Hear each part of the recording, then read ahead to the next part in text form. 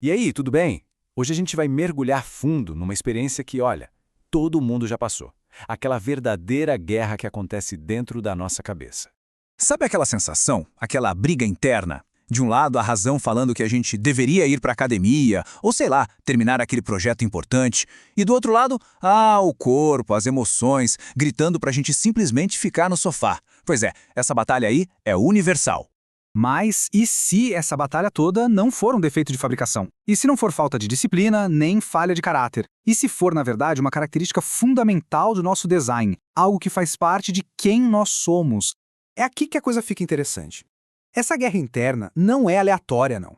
Ela é, na verdade, o resultado direto de como o nosso cérebro é montado. Pensa assim, é um confronto constante entre dois sistemas operacionais superpotentes que rodam dentro da gente ao mesmo tempo. Para a gente conseguir entender essa dinâmica, vamos pensar numa metáfora que ajuda muito. A nossa mente é como um biocomputador, sabe? Um computador biológico super avançado. O hardware seria o nosso corpo, o cérebro, e os softwares são os programas mentais e emocionais que rodam nele. Bom, o primeiro desses programas é o que a gente chama de sistema quente. Pensa nele como se fosse o software mais antigo desse nosso computador, sabe? Aquele que foi programado para a sobrevivência. Ele é um mestre em economizar energia, funciona na base do instinto, da emoção, do impulso. Ele quer o prazer e quer agora, sem pensar muito no amanhã. E aí, em contrapartida, a gente tem o sistema frio. Esse já é um software mais moderno, mais atualizado, é a parte da mente que cuida da lógica, do planejamento, do autocontrole. O problema? Ele é bem mais lento, gasta uma energia danada para funcionar e está sempre pensando lá na frente, nas consequências. E é aí que a gente entende por que essa luta é tão desigual. O nosso hardware, o cérebro, foi programado pela evolução para uma coisa: economizar energia. Por isso, adivinha quem quase sempre ganha a batalha? Exato. O sistema quente, que é rápido e econômico. Ficar no sofá gasta muito menos energia do que ir para a academia. Simples assim. Tá, mas então isso leva a gente a uma pergunta meio desconfortável, né? Se fomos programados para o impulso quase sempre vencer a razão, será que a gente é só uma máquina com defeito de fábrica? Será que todo esse conflito interno é, no fundo, um bug no sistema? E é exatamente aqui que a nossa perspectiva muda. Da água para o vinho. A resposta para essa guerra interna não está em tentar consertar um suposto defeito. A chave é entender a verdadeira natureza desses conflitos. Porque, e essa é a parte mais incrível, esse conflito todo não é um bug, é uma feature. É isso mesmo, uma característica intencional do nosso design, uma funcionalidade do nosso sistema que foi projetada para nos dar uma experiência de vida muito mais rica. E essa tal feature tem nome, viu? Chama-se contradição emocional.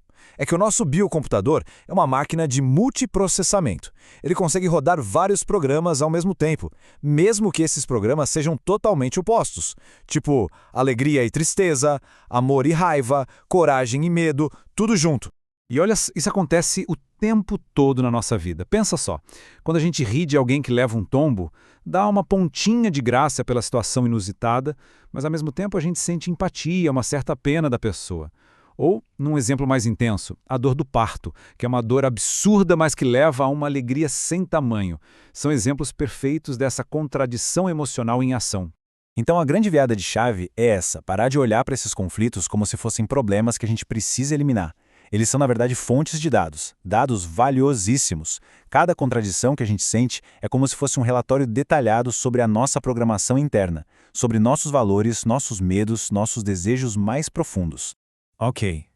Se esses conflitos são dados, então a pergunta é como é que a gente usa esses dados? Como a gente pode interagir com essa feature sem ser só uma vítima dela? Bom, a resposta está na ferramenta mais poderosa que esse nosso biocomputador tem. E essa ferramenta é a linguagem. Essa citação da cicatriz é perfeita para ilustrar o poder da narrativa. O fato, a cicatriz, é exatamente o mesmo para as duas pessoas. O que muda tudo, o que muda a realidade de cada uma, é a história que elas contam para si mesmas sobre aquele fato. Vamos trazer isso para o exemplo prático. Pensa numa demissão. A pessoa pode usar a linguagem para se colocar como vítima. Fui traído, o mundo é injusto. O resultado? Ressentimento. Mas, diante do mesmíssimo fato, outra pessoa pode construir uma narrativa de herói. Esse foi o empurrão que eu precisava. É o preço da minha liberdade. E o resultado? Crescimento. A linguagem, no fim, define a identidade que a gente assume. Percebe? O ponto central é exatamente esse. A linguagem é o software que a gente usa para processar os dados brutos que vêm das nossas contradições emocionais. É com a linguagem que a gente programa as nossas respostas e, no fim das contas, o nosso bem-estar. A gente pode, conscientemente, escolher a história que vamos contar. No momento em que a gente domina essa ferramenta, a gente deixa de ser só um passageiro das nossas próprias reações e passa a ser o arquiteto da nossa experiência. E essa habilidade, essa capacidade de reescrever o nosso próprio código interno, ela é a base de algo muito maior, um conceito fundamental para o nosso bem-estar.